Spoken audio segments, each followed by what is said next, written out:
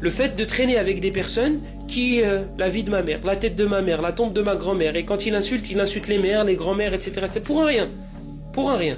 Tu fais un truc anodin, il rate quelque chose, il insulte la mère de l'objet. Délaisser ce genre de personnes par peur que ça rentre dans ton cœur, par peur que ça devienne insignifiant d'insulter, par peur que, voilà, c'est bon, c'est pas si grave que ça, comme l'odeur de la cigarette, à laquelle on s'habitue lorsque on traîne avec des gens qui fument. On est répugné les premières semaines, on est dégoûté, mais après on finit par s'habituer. Les péchés, c'est la même chose. Les péchés, c'est la même chose. La problématique, c'est que l'étape suivante, c'est le fait de le faire, le péché. Et Iblis, il vient pas du jour au lendemain voir une personne qui baisse le regard, qui est pieux, etc., etc. Il vient pas, viens, on va forniquer. Non, il y va petit à petit. Donc c'est comme ça. Là, le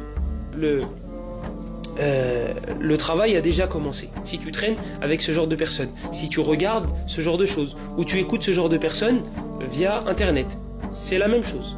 C'est la même chose. Surtout que les personnes qui sont sur Internet sont souvent pris pour des exemples, parce qu'on a accès qu'à une partie de leur vie.